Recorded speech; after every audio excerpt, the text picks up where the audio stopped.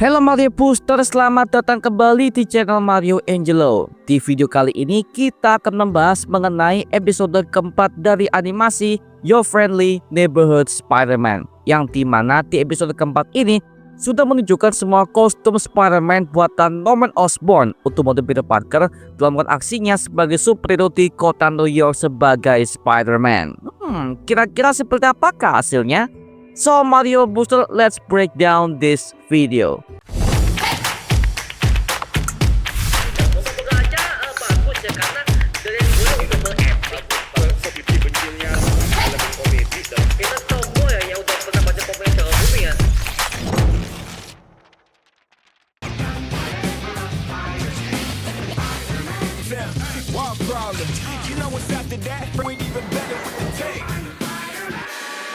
A magnetic generator that will hopefully be.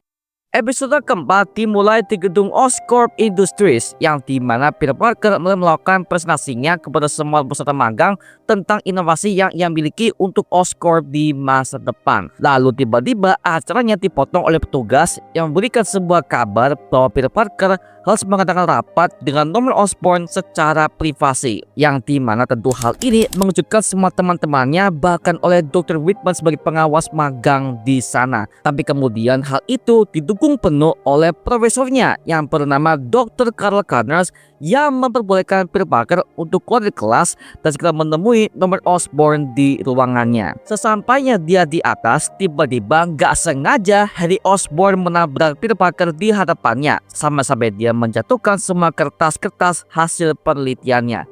Dan disinilah Peter Parker bertemu dengan Harry Osborn secara tatap muka. Sebenarnya mereka berdua udah pernah bertemu sebagai Spider-Man di episode pertama, ketika Spider-Man menyelamatkannya dari sebuah tabrakan truk dan juga serangan dari para gangster di kota New York. Adegan ini sebenarnya adalah sebagai foreshadowing bahwa Peter Parker dan juga Harry Osborn kelak akan menjadi sahabat dekat seperti versi komiknya, yang dimana yang tadinya adalah sahabat dan perlahan mereka berdua akan menjadi musuh bebuyutan untuk Spider-Man. Sebenarnya dalam versi komik, film live action, animasi, bahkan game, Harry Osborn selalu diadaptasi dengan versi yang berbeda-beda. Tapi pada intinya dia tetap adalah Green Goblin versi kedua setelah Norman Osborn bapaknya dibunuh oleh Spider-Man. Dan disinilah awal Harry Osborn mengambil mantel sebagai Green Goblin yang bertujuan untuk balas dendam kepada Spider-Man. Dan juga dia adalah pelaku di balik kematian Gwen Stacy di atas jembatan yang terjadi pada komik The Amazing Spider-Man The Night Gwen Stacy Died, yang dirilis pada tahun 1973, dan juga di film The Amazing Spider-Man 2 tahun 2014 silam. You were my friend, and you betrayed me! Look at me! I'm gonna take away yours. Lalu di versi game PS5, tepatnya di game Spider-Man kedua, Harry Osborn digambarkan sebagai pemuda yang mengalami penyakit langka yang mengancam keselamatan nyawanya. Akhirnya ayahnya Norman Osborn ini menyatukan Harry dengan simbiote Venom yang ia temukan, yang dimana dia percaya bahwa simbiote ini bisa menyembuhkan penyakit langkahnya. Kemudian ketika Peter Parker masuk ke ruangan Norman Osborn dan dia mengunci semua akses terbuka seperti jendela dan juga pintu, agar supaya tidak ada orang lain yang tahu bahwa Norman itu membantu Spider-Man dan melakukan aksinya sebagai vigilante. Lalu kemudian Norman Osborn menunjukkan sebuah berita di televisi yang memberitakan bahwa pemerintah Amerika Serikat memberlakukan sebuah hukum Sokovia Accords yang berisikan bahwa perjanjian ini di-approve oleh 117 negara di seluruh dunia, bahwa semua superhero ini akan bergerak di bawah naungan pemerintah Amerika Serikat agar tidak menimbulkan jatuhnya korban jiwa yang lebih banyak. Yang dimana perjanjian ini diajukan setelah para anggota Avengers melakukan aksinya di berbagai macam kota. Yang pertama ada di kota New York ketika invasi para bangsa Chitauri yang dilider oleh Loki. Yang kedua adalah hancurnya Hydra di Washington DC. Yang ketiga adalah penyerangan ultras di Sokovia. Yang keempat adalah ledakan bom di kota Lagos. Bahkan kita bisa melihat di gambar beritanya ada headline gambar antara Captain America dan juga Iron Man, yang dimana mereka mengambil sebuah referensi di gambar dari poster Captain America Civil War pada tahun 2016 untuk versi kaset Blu-ray-nya. Lalu juga ada adegan ketika penyerangan di bandara yang terlihat bahwa Ant-Man berhasil menangkap War Machine dengan mode giant-nya. Tapi bedanya adalah Spider-Man gak ikut pertempuran tersebut karena di universe animasi ini Tony Stark gak pernah menemukannya sebagai Spider-Man dan juga merekrutnya ke dalam tim untuk melawan kubu Captain America seperti dalam versi Civil War di MCU pada tahun 2016 silam. Yang dimana hal ini bisa kita ambil kesimpulan bahwa kejadian timeline di universe animasi ini sama persis dengan MCU Earth 616. Namun ada beberapa kejadian dari si event yang buat animasi ini agak berbeda dari versi MCU Earth 616. Kemudian ketika Norman Osborn membuka sebuah ruangan rahasia, dia menciptakan sebuah 3 kostum alternatif untuk Peter Parker sebagai Spider-Man. Tentu dengan berbagai macam teknologi super canggih dari Oscorp di dalam sebuah kostum-kostum ini. Yang pertama adalah kostum Spider-Man yang pakai jubah ungu dan juga armor kuning, yang dimana penampilannya hampir mirip dengan Mysterio, sang ahli ilusi yang pernah tampil perdana di film Spider-Man Far From Home di MCU. Yang kedua ada kostum Spider-Man yang pakai sebuah sayap capung dan juga lambangnya berubah total menjadi capung. Sebenarnya ini adalah sebuah bentuk callback kepada versi paling Spider-Man, yaitu Dragon Vibe dalam film superhero movie tahun 2008 silam, yang dimana plot cerita yang diambil itu adalah kisah Spider-Man versi Sam Raimi, tapi diplesetkan alias dalam bentuk kisah parodi. No, I don't think so. Yang ketiga ada kostum Spider-Man yang berwarna hitam tapi punya sayap jaring di belakangnya. Yang dimana kostum ini adalah perpaduan dari kostum Night Monkey dari Far From Home dan juga versi merah biru klasik di versi komiknya. Yang dimana ternyata tidak berhasil juga karena modelnya ditakuti oleh semua orang di kota New York, termasuk juga dengan anak-anak. Yang dimana hal ini membuat kita callback kepada filmnya Spider-Man ketiga garapan Sam Raimi, yang dimana ketika Spider-Man udah pakai kostum hitamnya alias symbiote suitnya, semua orang di kota New York itu menjadi beranggapan bahwa Spider-Man udah berubah menjadi menakutkan. Yang dimana hal ini diposting oleh jurnalis yang bernama Eddie Brock yang bekerja untuk Daily Bugle. Get religion. What's going on here? If you do this, I will lose everything. You should have thought of that earlier. Sampai akhirnya Norman Osborn menebarkan sebuah ide dan sebuah sketsa yang dikabarkan oleh Peter Parker untuk membuatkan sebuah kostum Spider-Man yang jauh lebih proper, yaitu kostum putih dengan lambang laba-laba yang hampir menyeluruh ke seluruh tubuhnya. Yang dimana hal ini sebagai tanda bahwa ini adalah kostum yang penuh dengan sentuhan teknologi yang sangat canggih seperti GPS tracker dan juga scanning AI untuk melacak semua lokasi lawan-lawannya yang akan ia hadapi. Sebenarnya di versi komik, kostum ini adalah kostum buatan dari Future Foundation alias buatan dari Reed Richards yang merupakan ketua dari tim Fantastic Four, dan kebetulan episode ini keluar setelah perilisan teaser trailer The Fantastic Four First Steps MCU di sosial media. Dan sebenarnya kostum ini bisa digunakan oleh Peter Parker ketika dalam misi pengintaian, yang dimana warnanya akan berubah otomatis menjadi hitam sepenuhnya ketika dia bersembunyi di dalam sebuah kegelapan. Ketika Spider-Man sampai kepada pertengahan kota New York, dia melihat ada segerombol pencuri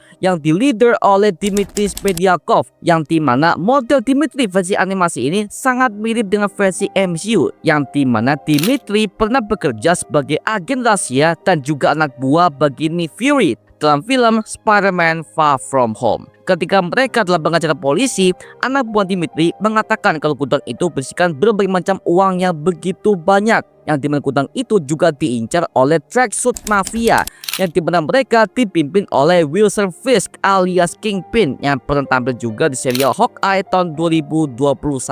Lalu ketika dalam pelarian, anak buah Dmitry yang bernama Mila mengatakan sebuah rencana alternatif karena dia tahu bahwa mereka semua akan ditangkap oleh kepolisian, dan akhirnya dia kabur dan pergi ke sebuah markas rahasia untuk meminta bantuan.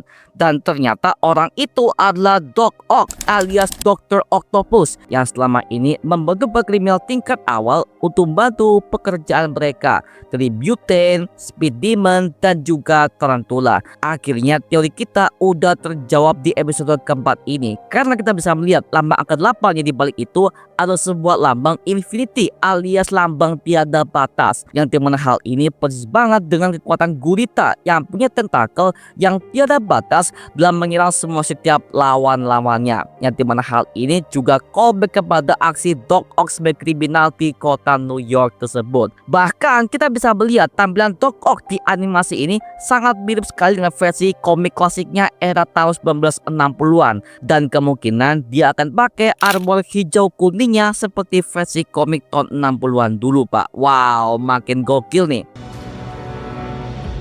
Ms. Mazurek, how can I help you this evening?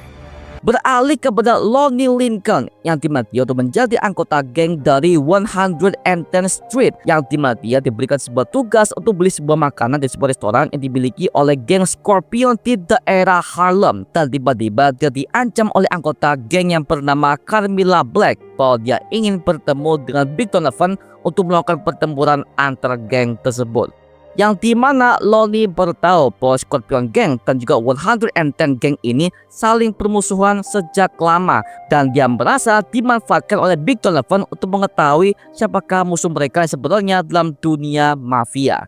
Carmilla Black pertama kali muncul dalam komik Amazing Fantasy volume 2 isu nomor 7 yang dirilis pada tahun 2005 silam, yang dimana dia merupakan anak dari Silver Samurai dan juga Viper yang kemudian bergabung kepada geng Scorpion milik Mac Gargan sebagai kaki tangannya untuk memburu Spider-Man di kota New York. Akhirnya Big Donovan memberikan sebuah pengajaran penting kalau Scorpion Gang ini dikenal sebagai geng yang mendominasi semua beberapa wilayah di kota New York, dan juga akhirnya kita melihat penamakan Mac Gargan untuk pertama kalinya di animasi ini, yang dimana modelnya hampir mirip dengan versi MCU yang pernah muncul di film Spider-Man Homecoming tahun 2017, yang sayangnya kisahnya nggak pernah dilanjutkan kembali sebagai Scorpion. Ya elah, sayang banget ya. Dan situlah adalah awal ketika Lonnie ini akan berubah menjadi seorang gangster yang sepenuhnya dan memberikan sebuah alter egonya sebagai Tombstone seperti versi komik originalnya.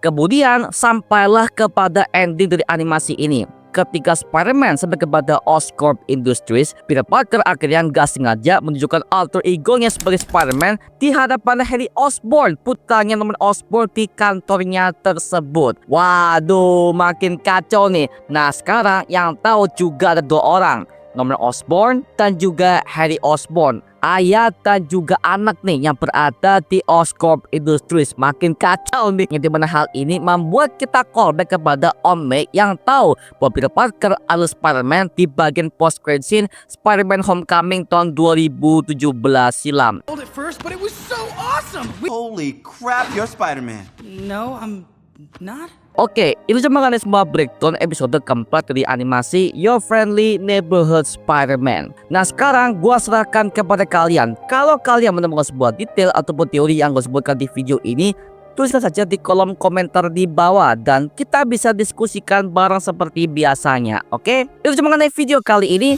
Jangan lupa like, komen, dan juga subscribe untuk mendukung gua membuat video mendidik dan menghibur kalian semua. Karena gua janji sebisa mungkin gua akan buatkan video seperti lagi untuk kalian semua. Dan jangan lupa follow semua sosial media kita di Instagram, Twitter, TikTok, bahkan Spotify kita ya. Linknya udah gue siapkan di kolom deskripsi di bawah. Karena situ kita juga update berbagai macam konten terbaru buat kalian semua.